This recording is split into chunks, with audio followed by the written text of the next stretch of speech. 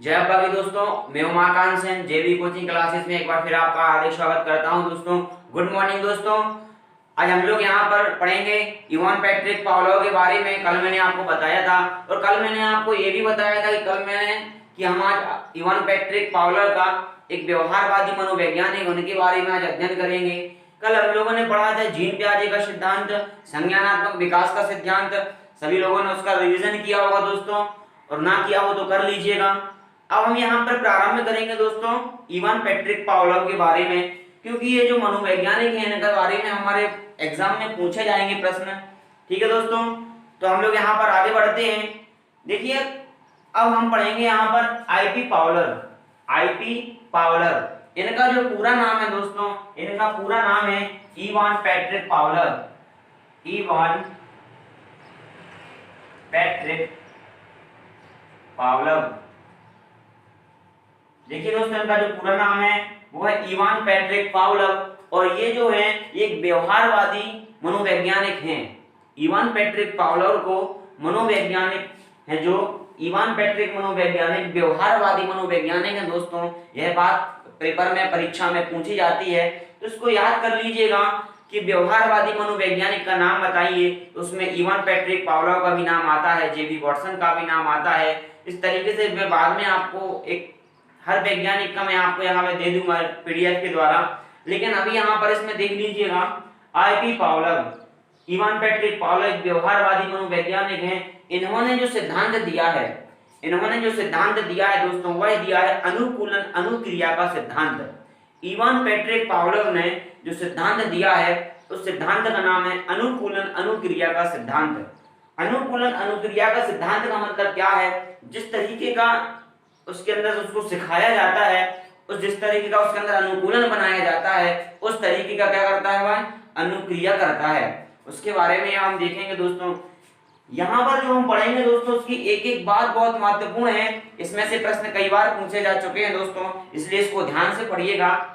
Ivan Patrick Pavlov व्यवहारवादी मनोवैज्ञानिक थे, जिन्होंने अनुकूलन अनुक्रिया का सिद्धांत दिया, और प्रतिपादक जो है उन्होंने कब दिया? 1904 में दिया दोस्तों, 1904 में दिया। और कहाँ के निवासी थे? रूस के निवासी थे।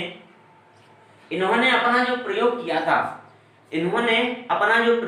था दोस्तों, वह किया था इन्होंने एक कुत्ते के ऊपर।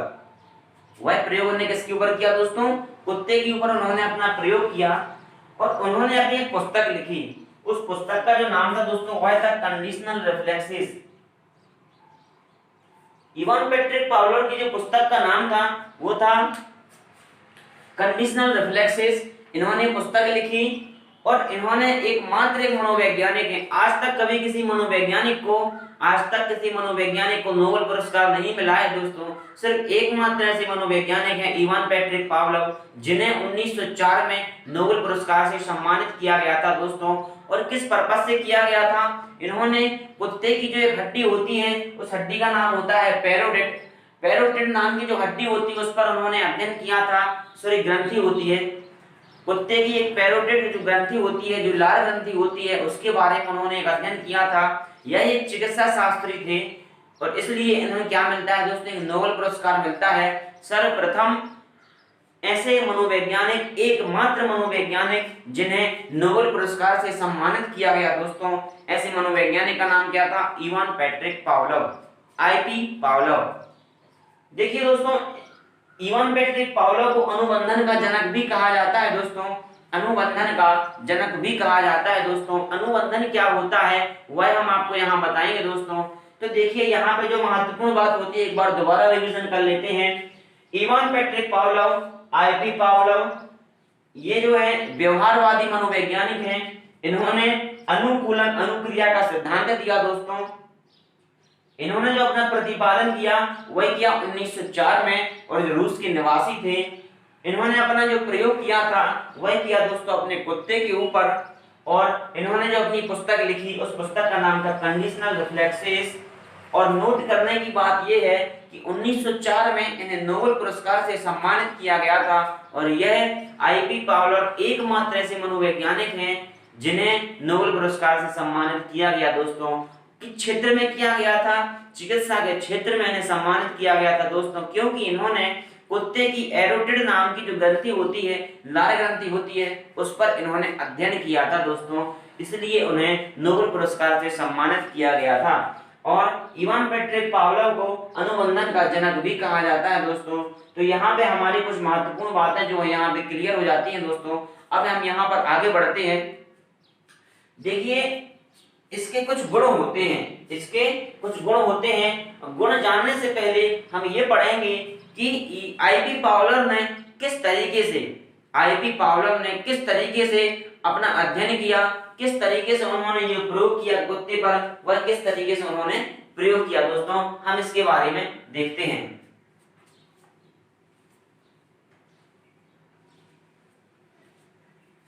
देखिए दोस्तों, अब हम देखेंगे, ये बात क्लियर है, इसका स्क्रीनशॉट ले लीजिए दोस्तों, ये बहुत महत्वपूर्ण है। अब हम देखेंगे इन्होंने प्रयोग किस तरीके का किया। इवान पेट्रिक पावलोव ने कुत्ते पर प्रयोग किस तरीके से किया, अब हम ये देखेंगे दोस्तों। देखिए सबसे पहले जो कुत्ते को इन्होंने बंद किया, एक जगह रखा। सबसे पहले तो क्या किया उन्होंने, 3 चरण में कुत्ते के ऊपर उन्होंने अध्ययन किया। प्रथम चरण इसमें दोस्तों उन्होंने कुछ कंडीशन देखी। इसको करने से पहले मैं आपको कुछ इनका एक नाम लिखवाता हूं, उसके नाम को ध्यान से देख लीजिएगा दोस्तों। इनकी चरण देखने से पहले उन्होंने जो इसको नाम दिया है, उन नामों को हम नोट कर लीजिएगा, क्योंकि जब तक आपको नाम के बारे में पता नहीं चलेगा दोस्तों, आप नहीं समझ पाएंगे कि किसके बारे में बात चल रही है। तो देखिए सबसे पहले तो बात आती है दोस्तों यूसीएस, जिसे कहा जाता है दोस्तों स्वाभाविक उद्दीपक। स्वाभाविक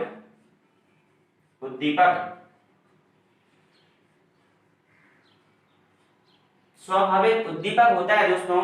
देखिए उद्दीपक क्या होता है, आपके मन में प्रश्न आ रहा होगा, सर ये उद्दीपक क्या होता है। देखिए बाल विकास की भाषा में, उद्यमिता की भाषा में अगर बोला जाए तो कुछ शब्द निर्धारित होते हैं, एक किसी विषय वस्तु के लिए जिसके लिए कार्य किया जाता है, और जिस माध्यम का सहारा लिया जाता है, उसे उद्दीपक कहा जाता है दोस्तों। इसी प्रकार इसका नाम क्या है दोस्तों, स्वाभाविक उद्दीपक, और इसको कहा जाता है दोस्तों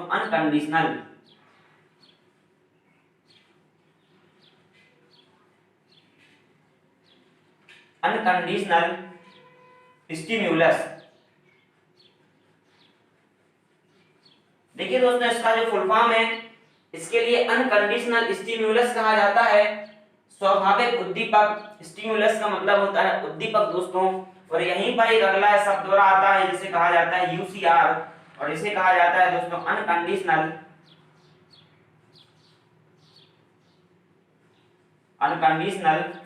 रिस्पॉन्स। अनकंडीशनल रिस्पॉन्स कहा जाता है दोस्तों। देखिए इसके बाद जो अगला नाम होता है वह होता है दोस्तों सीएस। इसे कहा जाता है कंडीशनल स्टिमुलस।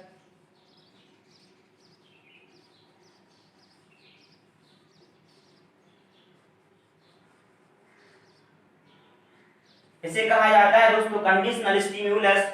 और सेम यही बात होती है, ये 3 बातें जो होती हैं दोस्तों, इन्हीं के आधार पर इन्होंने अपने प्रतिपादन को व्यक्त किया है। यूसीएस स्वाभाविक उद्दीपक, इन्होंने इसमें भोजन का इस्तेमाल किया।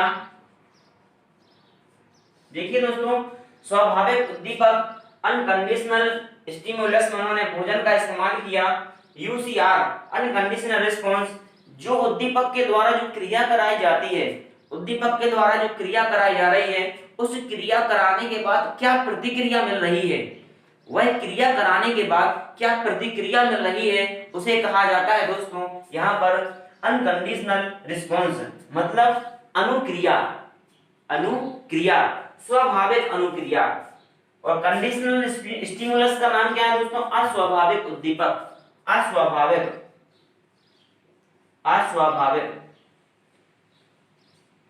उद्दीपक। देखिए दोस्तों एक बात याद करने की है कि इन्होंने जो स्वाभाविक उद्दीपक में जिसका प्रयोग किया उसमें भोजन का प्रयोग किया, और अस्वाभाविक उद्दीपक में उन्होंने घंटी का प्रयोग किया दोस्तों। काय का प्रयोग किया दोस्तों? घंटी का प्रयोग किया दोस्तों। तो इस यहाँ से इसके जो नाम होते हैं जिनके आधार पर यह उन्होंने अपने चरण में बात की थी। अब हम दोस्तों इसके बारे में आगे बढ़ते हैं किस तरीके से उन्होंने बात की है। यूसीएस अनकंडीशनल स्टिमुलस स्वाभाविक उद्दीपक जिससे भोजन का इस्तेमाल किया गया। यूसीआर अनकंडीशनल रिस्पांस, इसका मतलब स्वाभाविक अनुक्रिया। क्या अनुक्रिया होती है? तो यहाँ अनुक्रिया जो होती है दोस्तों वह होती है लार की, अनुक्रिया होती है दोस्तों। यहाँ पर जो होता है कंडीशनल स्टिम्युलस अस्वाभाविक उद्दीपक, और यहाँ पर जो अस्वाभाविक उद्दीपक होता है दोस्तों वह होता है एक घंटी। ठीक है दोस्तों, अब यहाँ पर हम देखेंगे कि किस तरीके से इस पर प्रयोग किया गया।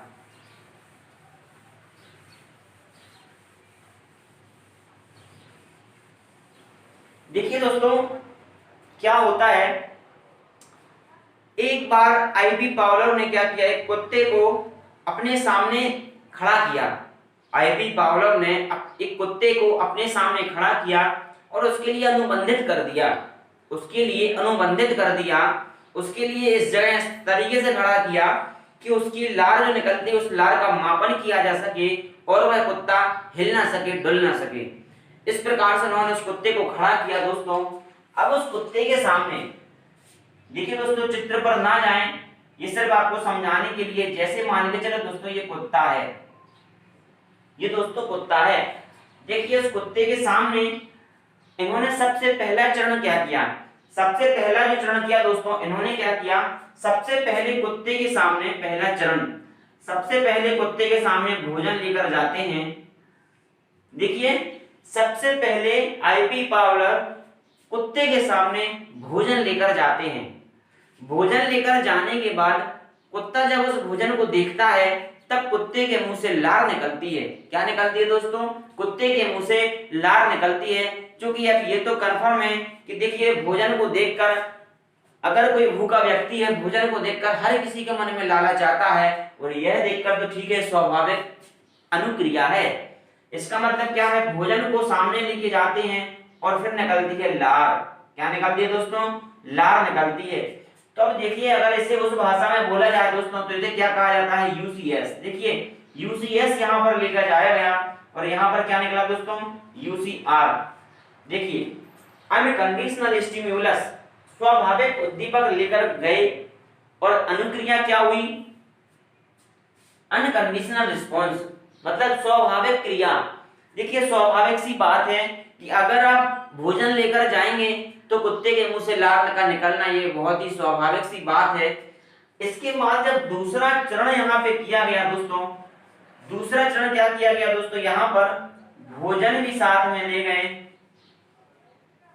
और घंटी को भी साथ में ले गए, तब भी उसके अंदर से जो निकला दोस्तों वह लार ही निकली। देखिए यहाँ पर भी कुत्ते के मन में एक लालच है, यहाँ पर भोजन भी साथ में लेके गए और घंटी को भी साथ में लेके गए दोस्तों।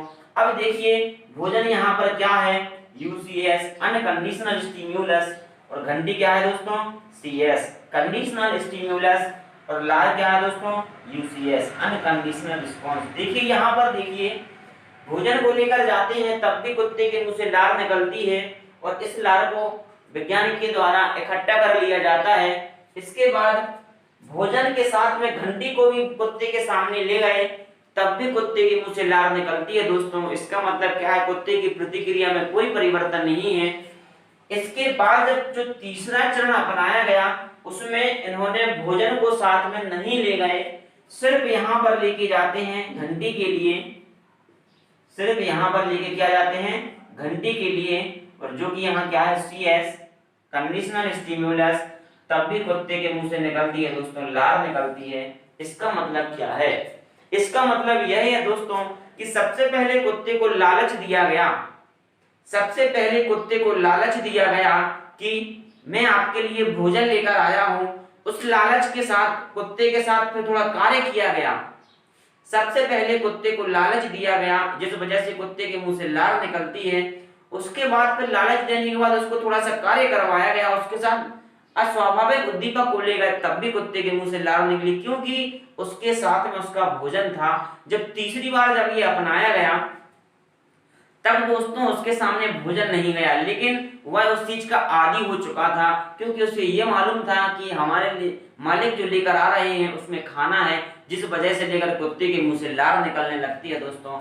और कुत्ते की ये क्या होती है, स्वाभाविक प्रक्रिया होती है, ये स्वाभाविक प्रवृत्तियां होती हैं कुत्ते की कि उसके मुंह से लार का निकलना। तो ये चरण होते हैं, 3 चरण होते हैं। सबसे पहले भोजन को लेकर, फिर भोजन और घंटी को लेकर, तीसरा चरण जो होता है दोस्तों सिर्फ घंटी को लेकर, ये होता है दोस्तों। सबसे पहले भोजन को लेकर जाते हैं तो भी कुत्ते के मुंह से लार निकलती है, फिर भोजन के साथ घंटी को लेकर जाते हैं तब भी कुत्ते के मुंह से लार निकलती है, और जब तीसरी कंडीशन में सिर्फ घंटी को लेकर जाते हैं तब भी कुत्ते के मुंह से लार निकलती है दोस्तों। इसका मतलब क्या है, ये यूसीआर मतलब क्या है, अनकंडीशनल रिस्पॉन्स, स्वाभाविक अनुक्रिया, मतलब क्रिया के प्रति अनुक्रिया हो रही है, क्रिया के प्रति प्रतिक्रिया हो रही है। इस तरीके से उन्होंने अपना ये एक्सपेरिमेंट किया दोस्तों कुत्ते के ऊपर।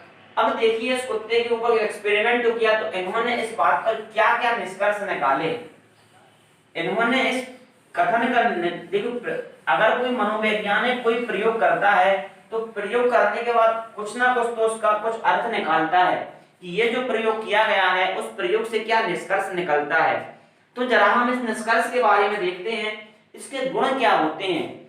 आईपी पावलोव ने जो अपने सिद्धांत लागू किया था, वह सिद्धांत लागू किया उन्होंने एक जानवर के ऊपर, लेकिन उस जानवर के द्वारा उन्होंने बालकों की प्रवृत्ति के बारे में देखा। क्या देखा दोस्तों, बालकों की प्रवृत्ति के बारे में देखा।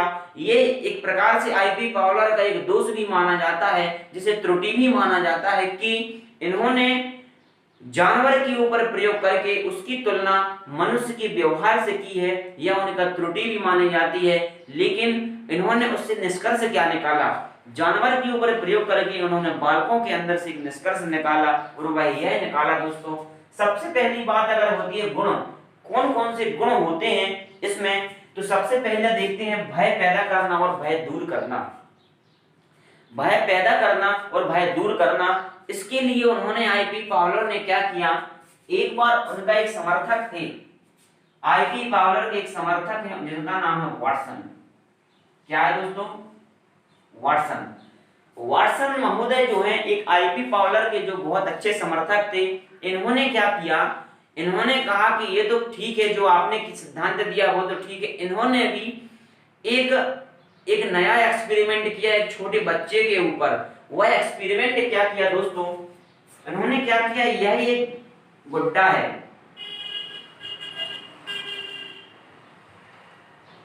देखिए दोस्तों यह एक रुई का गुड्डा है। देखिए यह क्या है, एक रुई का गुड्डा है। इस गुड्डे के अंदर एक छोटी सी सीटी लगी हुई है या आवाज या वाद्य यंत्र लगा हुआ है दोस्तों। इस गुड्डे के पास एक बच्चा बैठा हुआ है। इस बच्चे का नाम है दोस्तों अल्बर्ट, क्योंकि वाटसन ने अपने बेटे के ऊपर, जिस बेटे की उम्र थी 11 माह, इस बेटे की उम्र थी 11 माह और उस बेटे का नाम था अल्बर्ट। और यह जो प्रयोग किया गया दोस्तों वह किया गया सन 1920 में किया गया, वाटसन के द्वारा किया गया था। और वाटसन जो थे पावलोव के बहुत अच्छे समर्थक थे दोस्तों। यहाँ पर उन्होंने क्या किया, एक रुई का एक गुड्डा यहाँ पे रखा अंधेरे कमरे में, एक कमरे में अंधेरा किया, उस अंधेरे कमरे में उन्होंने गुड्डे को रखा। जब यहाँ पर गुड्डे को रखा, वहां पर एक बच्चा बैठा हुआ था। उस गुड्डे के बाहर जब बच्चा धीरे धीरे गुड्डे के पास जाता है, जब बच्चा धीरे धीरे गुड्डे के पास जाता है, तब वाटसन के द्वारा कुछ आवाजें निकाली जाती हैं। वाटसन के द्वारा कुछ आवाजें निकाली जाती हैं, या इस गुड्डे के जो रिमोट कंट्रोल के द्वारा इसमें से जो वाद्य यंत्र लगा हुआ है उसमें से कुछ आवाज निकाली जाती है, जिस वजह से यह बच्चा डर जाता है, जिस वजह से यह बच्चा डर जाता है। डरने की वजह से यह बच्चा धीरे धीरे फिर वापस अपनी जगह पहुंच जाता है। फिर दोबारा यह क्रिया कराई जाती है, बच्चा फिर आगे बढ़ता है, फिर उसके यहाँ फिर उसको डराया जाता है। लेकिन इस दूसरी तीसरी बार क्या होता है, बच्चा जब यहाँ पे था, यहाँ से यहाँ तक जाता है, पहली बार में वापस पहुंच जाता है अपनी कंडीशन पर। लेकिन अगली बार क्या होता है, जब बालक आगे बढ़ता है और जब इसके लिए डराया जाता है तब बालक थोड़ा सा पीछे हटता है दोस्तों। कितना हटता है? थोड़ा सा पीछे हटता है। और जब यह क्रिया निरंतर चलती रहती है, जब यह क्रिया निरंतर चलती रहती है दोस्तों, तब क्या होता है, एक समय ऐसा आता है जब बच्चे के अंदर से जो उसका डर रहता है वह का डर उसका दूर हो जाता है। और फिर क्या होता है, इस रुई में से आवाज निकलने के बाद भी, इस गुड्डे में से आवाज निकलने के बाद भी वह बच्चा उस गुड्डे को अपने हाथ में हासिल कर लेता है दोस्तों। इसका मतलब क्या है, कोई भी चीज को बार बार करने से, कोई भी चीज की पुनरावृत्ति करने से दोस्तों उसका जो भय होता है वह दूर हो जाता है दोस्तों। क्या हो जाता है? भय दूर हो जाता है। अब देखिए भय पैदा करना, जब बालक पहली बार गया था, जब बालक पहली बार गया था तब उसके लिए भय पैदा किया गया था, लेकिन जब यह पुनरावृत्ति की गई, क्योंकि आईपी पावलर का जो सिद्धांत है वह पुनरावृत्ति को लेकर है, मतलब बार बार दोहराने को लेकर उनका सिद्धांत है। और जब कोई चीज बार बार दोहराई जाती है तो उसकी जो क्या होती है, उसका भय दूर हो जाता है दोस्तों। इसीलिए इसका जो गुण होता है क्या होता है, भय पैदा करना और भय को दूर करना दोस्तों। अब देखिए सामाजिकरण में सहायक, सामाजिकरण में सहायक दोस्तों इसका मतलब क्या है? सामाजिकरण में सहायक, देखिए आईपी पावलर ने अपना सिद्धांत तो दिया था जानवर के ऊपर, लेकिन उन्होंने जो सिद्धांत अपना लागू किया वह किया दोस्तों, उन्होंने मनुष्य की प्रवृत्ति या मनुष्य के व्यवहार के ऊपर। उन्होंने क्या किया, मनुष्य की प्रवृत्ति और मनुष्य के व्यवहार के ऊपर किया। जैसे सामाजिकरण में सहायक है, कोई भी बालक है, मान के चलो कोई बालक है, अगर वह कार्य नहीं करता है, अगर कोई बालक कार्य नहीं करता है, आप किसी घर में कोई बालक है वह कोई काम नहीं करता, वह किसी की नहीं सुनता, लेकिन उसके लिए एक लालच दिया जाता है, उसके लिए एक लालच दिया जाता है कि बेटा आप बाजार चले जाओ, मैं आपको एक टॉफी दूंगी, एक चॉकलेट देंगे। तब बालक क्या करता है, उस चॉकलेट के लिए या कोई भी एक लालच के लिए, पुरस्कार दंड, पुरस्कार के लिए, एक पुरस्कार के लिए वह कहां चला जाता है, बाजार चला जाता है और वह कार्य कर लेता है। इसका मतलब अगर निकाला जाए दोस्तों तो इससे दो मतलब निकलते हैं। एक मतलब तो ये निकलता है कि बालक उस पुरस्कार के प्रति कार्य करने लगता है, ये तो बहुत अच्छी बात होती है, क्योंकि उस बालक के लिए पुरस्कृत किया गया, उस बालक के लिए पुरस्कार दिया गया और बालक उस पुरस्कार के चक्कर में, उस पुरस्कार के लालच में कार्य कर लेता है, तो यह बहुत अच्छी बात होती है कि वह समाज में सहायक हो जाता है, वह कार्य करने लगता है। लेकिन क्या होता है दोस्तों, जब यह आदत निरंतर चलती रहती है तब उस बालक की वहां पे आदत खराब हो जाती है, तब वहां पे क्या हो जाता है दोस्तों, आदत खराब हो जाती है दोस्तों। और उसका यहाँ पे क्या होता है, एक साइड इफेक्ट होता है दोस्तों, क्योंकि पुरस्कार अगर आपने एक बार देके काम करवा लिया तो बालक ने काम कर दिया दोस्तों, यह बात तो ठीक है, यहाँ पे बालक के द्वारा काम किया गया, एक अच्छी पहल की गई है। लेकिन अगर यही पुरस्कार हर बात पे अगर बालक के लिए पुरस्कार दिया जाए तो बालक के अंदर क्या होती है, उसके प्रति एक अलग सी अवधारणा पैदा होने लगती है। बालक फिर कोई भी ऐसा कार्य नहीं करेगा जब तक उसको पुरस्कृत नहीं किया जाएगा दोस्तों। इसका मतलब क्या है, इसका मतलब यह दोस्तों कि उसके अंदर अच्छी आदतें भी आती हैं, इस सिद्धांत के द्वारा उसके अंदर अच्छी आदतें भी आती हैं और बुरी आदतें भी आती हैं। अच्छी आदत क्या आती है कि पुरस्कार देने पर बच्चे ने काम किया, लेकिन बुरी आदत क्या आ गई कि लंबे समय तक पुरस्कार देने पर कार्य करते समय उसकी आदत खराब हो जाती है दोस्तों। उसको हर वक्त पे उसको पुरस्कार की आवश्यकता होती है, वह उस वक्त का इंतजार करता है कि आप उसको कोई ना कोई पुरस्कार देंगे या पैसों का लालच देंगे या उसको कोई ट्रॉफी का लालच देंगे, तो उस चक्कर में वह कार्य नहीं करता है दोस्तों। तो यह होती है उसकी कुछ बुरी आदतें और अच्छी आदतें, और यही होता है दोस्तों सामाजिकरण में सहायक होता है। कोई भी चीज को बार बार करवाई जाती है किसी भी व्यक्ति के द्वारा तो उसमें क्या होता है, समाज में उसका सहायक होती है, समाज को बनाया जा सकता है। देखिए ये सिद्धांत बच्चों को लेकर है, लेकिन हम क्या पढ़ रहे हैं, बाल विकास शिक्षा शास्त्र बालकों के शिक्षण को लेकर है, बालकों के लिए शिक्षण दिया जाता है। जैसे कि यहाँ पे मैं आपको बताऊं, गणितीय ज्ञान सिखाने में, गणितीय ज्ञान सिखाने में, गिनती सिखाने में, इसका मतलब क्या है दोस्तों, ये सब क्या है, गणित सिखाने में, गिनती सिखाने में। अगर मान चलो किसी बालक के लिए, अगर किसी बालक के लिए आपको गिनती पढ़ाना है तो इसमें क्या करना पड़ेगा, आपको सबसे पहले पुनरावृत्ति करनी होगी। और पुनरावृत्ति मतलब क्या है, आईपी पावलर का सिद्धांत, आईपी पावलर का सिद्धांत, क्योंकि इनके सिद्धांत को कहा जाता है पुनरावृत्ति का सिद्धांत। कोई भी बात को बार बार दोहराएंगे तब तो बालक उसमें सीखता है, और जब बालक सीखता है तो समाज में उठकर बाहर निकल कर आता है, समाज में उभर कर आता है। उसको बार बार गिनती सिखाई जाएगी, बालक गिनती सीखेगा। उसके लिए कोई भी चीज सिखाई जाएगी, बालक उसके बारे में सीखेगा। इससे क्या होता है, उसके अंदर समाज में उठकर आता है, वह पढ़ता है, लिखता है, सीखता है और बुद्धिमान होता है। इसीलिए इसे क्या कहा जाता है दोस्तों, सामाजिकरण में सहायक होता है। अब देखिए दोस्तों, अगली जो बात होती है वह होती है अनुशासन विकसित करना। अनुशासन विकसित करना, विद्यालय सभी बच्चे जाते हैं। आपने देखा होगा बच्चे विद्यालय में पढ़ लेते हैं, बच्चे विद्यालय में पढ़ लेते हैं, ना कि घर पे नहीं पढ़ पाते।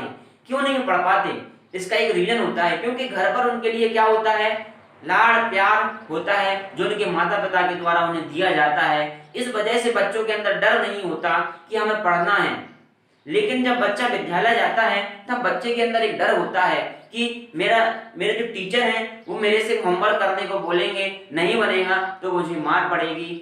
इस तरीके से बालक के अंदर क्या होता है, एक भय पैदा होता है। जब बालक के अंदर भय पैदा होता है तो बालक अपने काम को पूर्ण तरीके से करता है, क्योंकि उसके अंदर एक डर लगा रहता है कि अगर मैंने अपना गृह कार्य नहीं किया दोस्तों तो मुझे स्कूल जाकर मुझे अपने टीचर के द्वारा पनिशमेंट मिलेगी दोस्तों। इस वजह से बालक क्या करता है, हर प्रकार का कार्य करता है। बालक अपने विद्यालय की गतिविधियां जो करता है वह एक व्यवस्थित नियमानुसार करता है, क्योंकि उसके अंदर एक डर लगा रहता है कि अगर मेरे से कोई गलती हो जाती है या मेरे से कोई एक डिसिप्लिन हो जाता है जिसके द्वारा मेरे अनुशासनहीनता अगर हो जाती है तो मुझे पनिशमेंट मिलेगी दोस्तों। इसीलिए बालक क्या करता है, अनुशासन में रहता है, क्योंकि यहाँ क्या होता है, उसके अंदर एक डर पैदा रहता है। इसलिए क्या कहते हैं दोस्तों, अनुशासन विकसित होता है। स्वभाव आदतों का निर्माण होता है। देखिए बालक छोटा था, वही उदाहरण मैं दोबारा फिर देना चाहूंगा। बालक छोटा था, उसके अंदर कोई भी प्रकार की प्रवृत्ति नहीं थी, ना कोई आदतें थी, लेकिन आपके द्वारा उसको पुरस्कार दिया गया, आपके द्वारा उसको कहानियां सुनाई गई, आपके द्वारा उसको गिनती दिखाई गई, उसके द्वारा स्वभाव में परिवर्तन किया गया, पुरस्कार को लेकर, दंड को लेकर।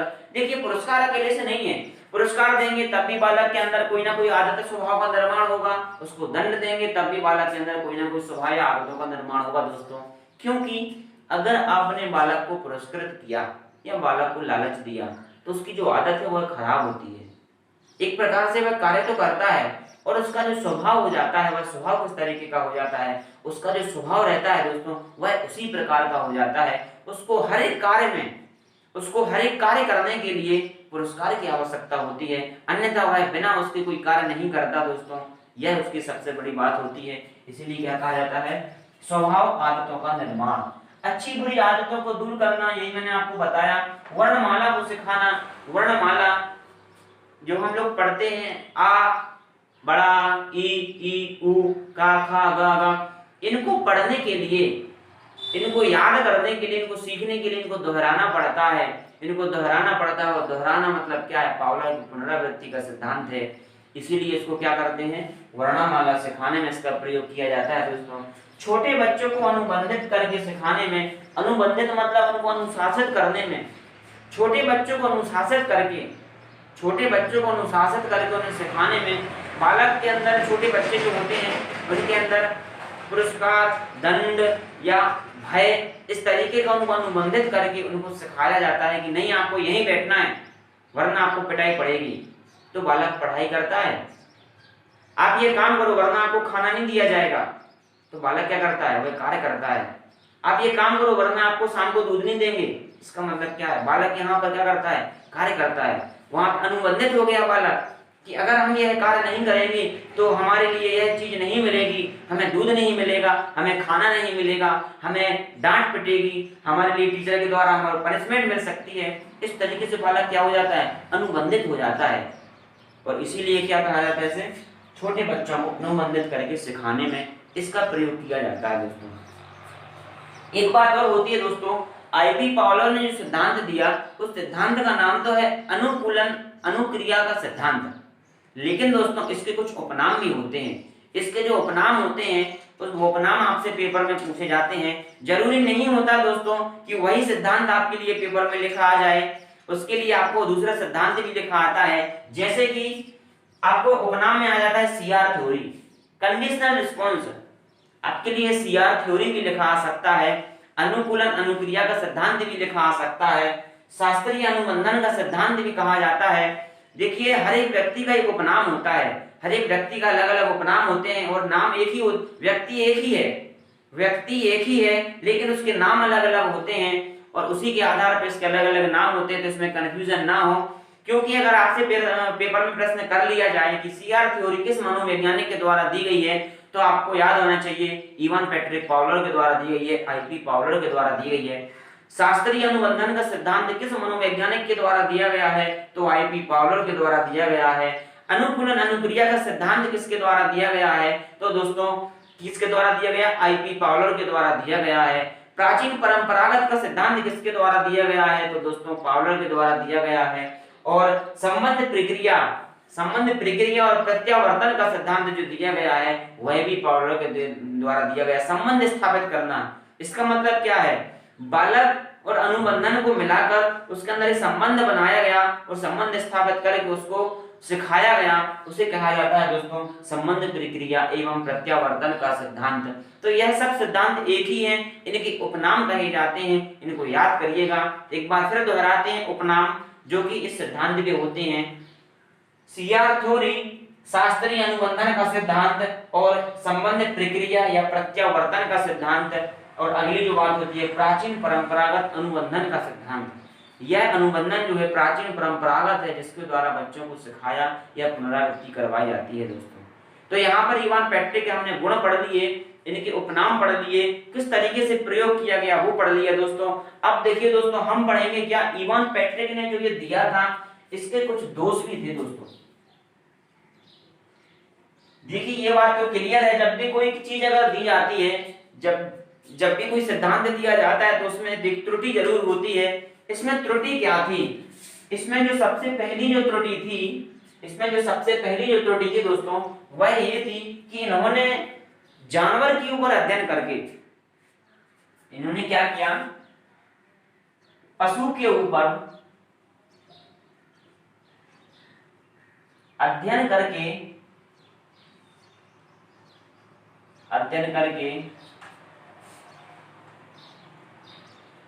मनुष्य पर निष्कर्ष निकाला।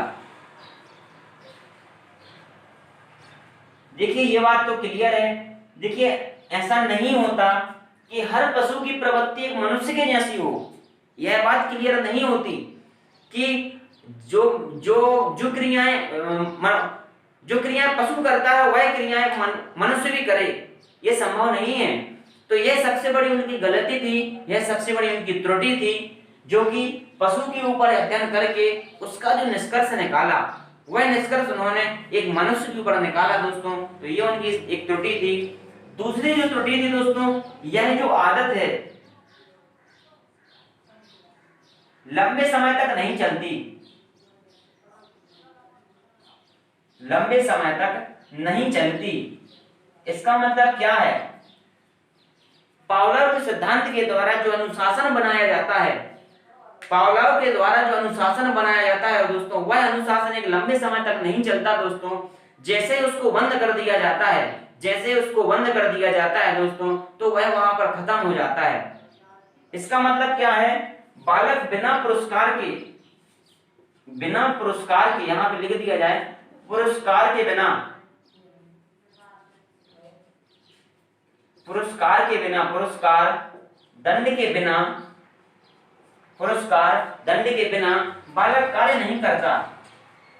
बालक कार्य नहीं करता दोस्तों।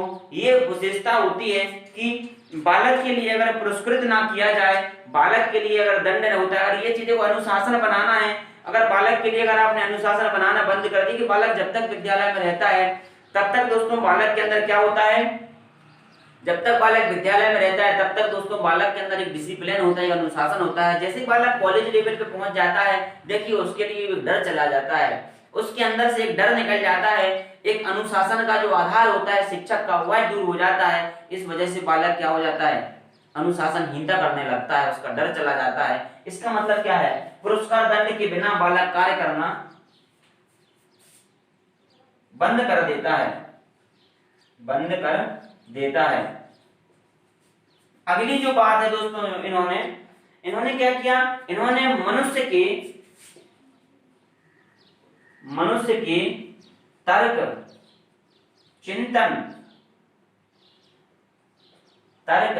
चिंतन और भावना और स्वभाव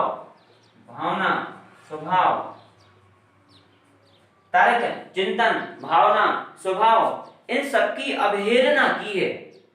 कि व्यक्ति मनुष्य जो काम करता है उन्होंने पशु से तुलना करके उसकी क्या कर दी दोस्तों, अवहेलना कर दी है। उसके उन्होंने क्या किया, उसको नकार दिया है दोस्तों।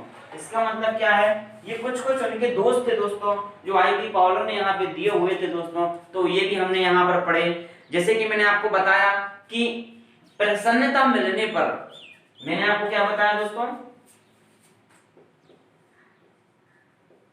प्रसन्नता मिलने